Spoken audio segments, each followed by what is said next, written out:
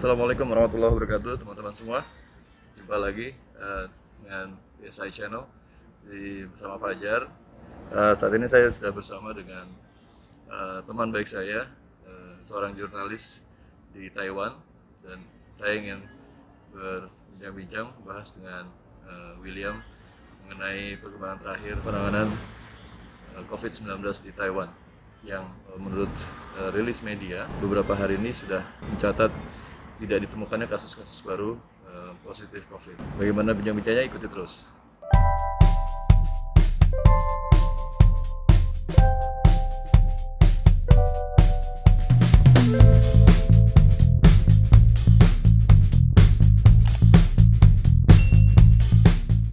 William, thank you very much for coming, for Thank you fulfilling for my having me. invitation.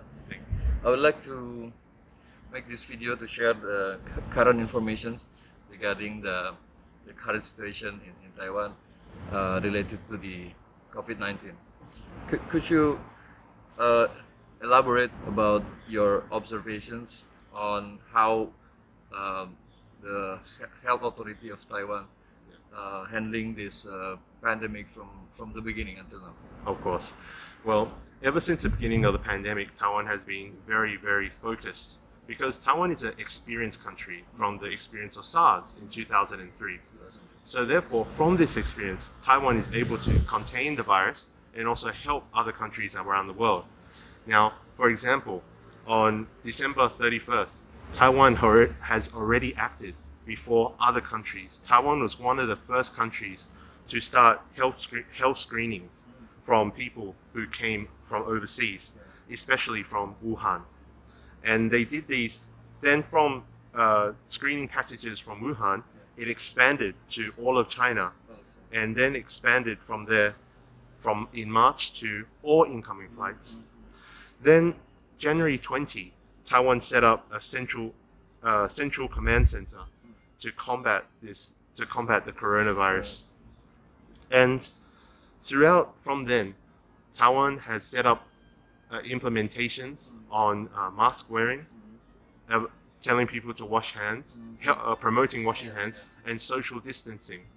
And social distancing of 1 meters outdoors, 1.5 meters indoors, which the Taiwanese people all listen and do it, because it is in our nature from the SARS experience that we have to do it to protect the community.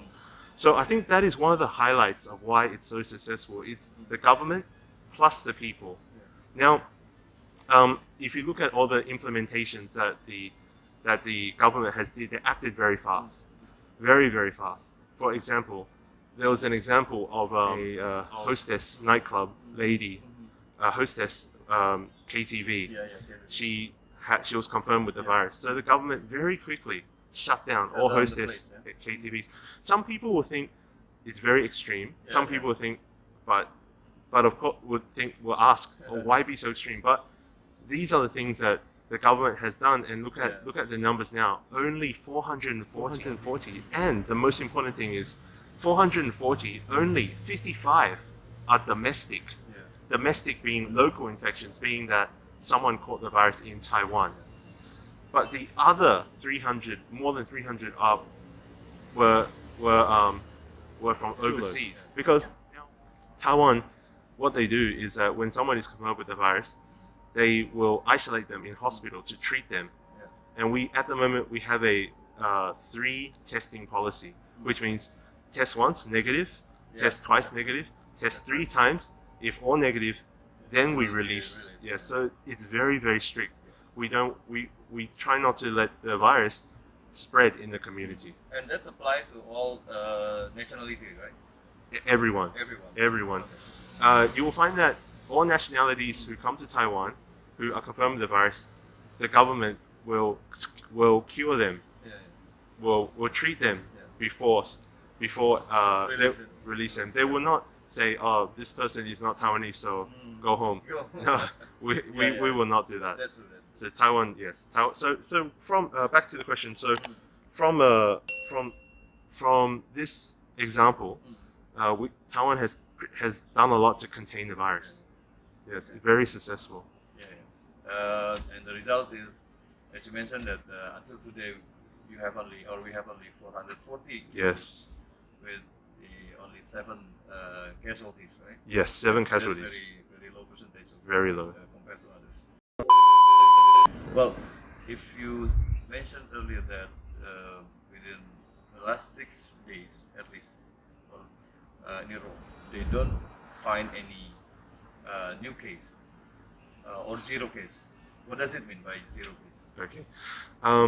When this virus came about, many countries they would say we have 0 cases or we have cases in the single digits. What that means is that Yeah.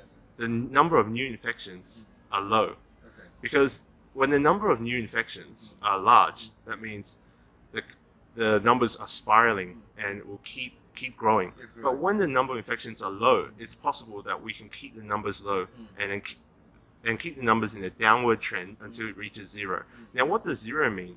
There's actually, when we say 0, a lot of people think, but what does it actually mean? We have to look at what the 0 means, because the infections, how they come, as we said before, there are 2 types, 2 main types. 2 main types. One is the imported, it means it comes from other countries, and domestic, which means if someone catches the virus in Taiwan. Now, when we had 6 Yeah. consecutive days, it means that both domestic and international did not have any Reported case. yes, no imported case Yeah. and no domestic case were reported in Taiwan. They were not confirmed in Taiwan. But what's amazing is not just the 6 consecutive days. The most amazing is Taiwan has 31 days from yesterday, 31 days of no local infections. Yeah. So that's why I think it's a more meaningful number, Yeah. because when we say imported cases, even if imported cases have 1 or 2, it's unfortunate, but we Yeah. cannot say to our citizens, Yeah. you are not allowed to come back. We have to allow our citizens to come back. Yeah, the same. Yeah, because the zero case situation in Taiwan is one of the parameter that most of people said that's the successful of Taiwan to handle the pandemic. And now after 31 days or 6 days in a row without having new case, what do you think as a journalist Yes. would see the next policy that will be imposed by the authority? Well, during the pandemic, the authorities have put on regulations such as banning of hostess clubs, such as the banning of more than 500 people outdoors and 100 people indoors. But these regulations and restrictions are being loosened right now. For example, you can see now Taiwanese sports, professional sports, have opened up. Like baseball. We had baseball. It opened up originally last month with no spectators. But now we have 1,000 spectators. And the government is thinking about opening up to 2,000 spectators. So therefore, you'll find that as the numbers are low, as more zeros appear, the government will slowly loosen the restrictions. Yes. And now they're even talking about hostess bars. Before they restrict, now they're thinking about loosening. So these are all restrictions that the next step is about loosening restrictions. So people here in Taiwan have a normal way of life. That is the next step. And then also, that's in terms of restrictions. Another one is in terms of vaccine. One of our government-backed companies that make vaccines is planning to start human trials this year. Human trials? Yeah, human trials. It means that it's already been like 3 or 4 steps. Yes. ahead, Yeah. right? Oh, yes. Already many steps ahead. Okay. So they're thinking about starting human trials this year, second half of this year. So next year, it's possible that the vaccine may be released sometime next year. So the next step is first give the vaccine to all healthcare workers first, then slowly into the community. To the community. Yes. So that is also another step. I see. Yes. Oh, great. Yes. Because everybody's waiting for the vaccine and also medicine for this virus, right? Right. Absolutely. Yeah. We can just wish for the best then. Yes. Speaking of community in Taiwan, what do you think, or what do you see the most contribution of people here to help the authority in handling this pandemic? I think it's a group effort. Mm. I think I personally, what I see, Yeah. from what I see that Taiwanese people from the SARS experience, everybody is very vigilant, everybody is very concerned.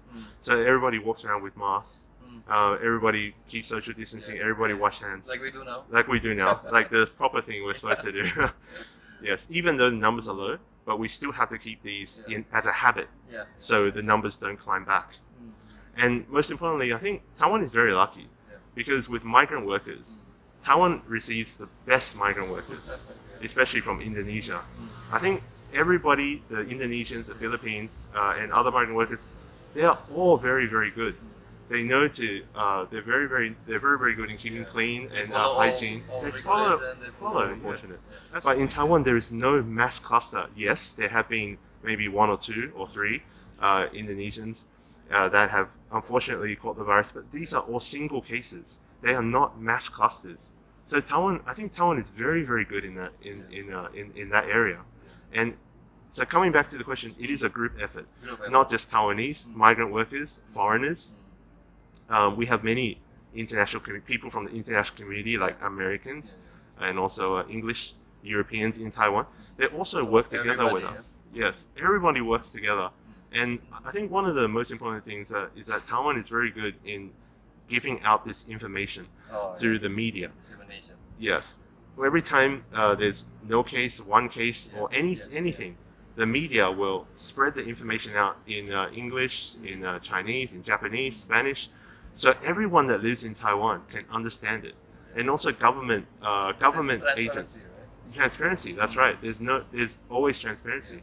And government agencies will also come out with information in Indonesian, Thai, Vietnamese, Filipino, for our migrant workers to understand what to do and when to do and what regulations there are. So because information is spread out, no information is hidden. Because if a government hides the information, then that will come to serious disaster. But Taiwan does not. It gives its information. So therefore, everybody knows what to do. So that is the best policy. Yes. Well, I would need to add one more question. Yes, This of course. because I've just crossed my mind, and it's very important in this discussion. What do you see about, or what do you think about the big data and technology, information technology used in this situation in Taiwan? But what's been amazing is that we do actually in our executive yuan, it does have very, very important roles that it plays in big data and technology. So we actually, with all the data that we have, I do believe it is in big data. But one thing that we do have is that Taiwan is working together with Facebook actually, and we have a chatbot on our Facebook Messenger for the Taiwan Ministry of Health and Welfare, and it has all the up-to-date information on COVID-19 that you can chat with the chatbot on Facebook or Messenger, and that will give you updated information. Automatic answer. So you don't have to wait till the next day. If you want to ask something right away, immediately help you. For example, if you want to ask where are they selling masks, it will tell you right away. So it is very good, and also on data as well.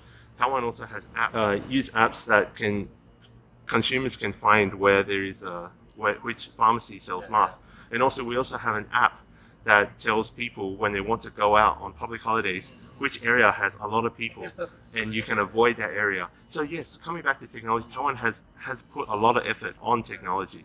Yeah, so that really helps us. So thank you very much. Thank you. Demikian bincang-bincang saya dengan William, teman baik saya, seorang jurnalis di Taiwan yang kesehariannya mengikuti perkembangan penanganan COVID-19 di Taiwan. Tapi intinya adalah tujuan dari wawancara saya kami ingin menyampaikan informasi terkini mengenai penanganan COVID-19 di Taiwan yang barangkali bisa menjadi inspirasi atau pemikiran untuk teman-teman yang menonton video ini dan sebagai informasi bersama. Demikian, terima kasih sekali lagi. Sampai jumpa di video-video berikutnya. Assalamualaikum warahmatullahi wabarakatuh.